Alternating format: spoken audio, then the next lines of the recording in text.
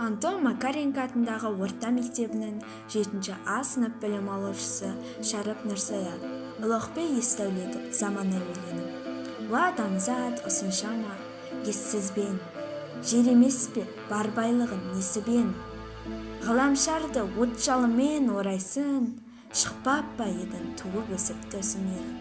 Атом деген сәнге айналып елелде, полигондар қаптап кетті жер-жерде. Хиросима, Нагасига, семейдің жапа шеккен қасіретін көрмейме. Қайбір елдер мақсаттарын бір күйді, қорғанысқа ең оңтайлы қару деп.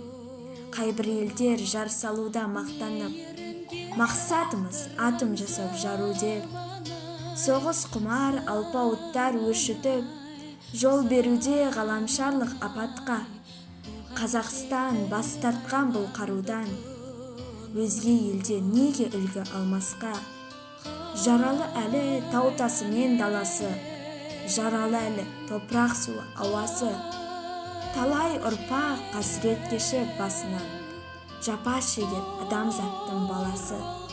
Жаралы жер сыздаудағы жарасы, жараланған тау-тасы суы ауасы. Неведа Семей қозғалысы басталып, болып шықты жарылыстың дауасы.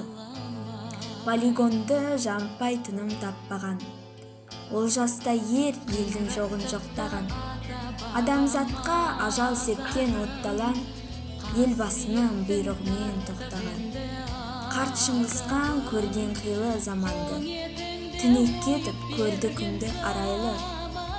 Адамзаттың баласы мен даласы, болашаққа үмітпенен қарайды. Салмақты ойлы халықпыз ғой жалпы біз, салауатты бейбіт күн боп салтымыз. Елбасы бар Нұрсұлтандай көреген, ақ тілеулі Қазақстан халқымыз.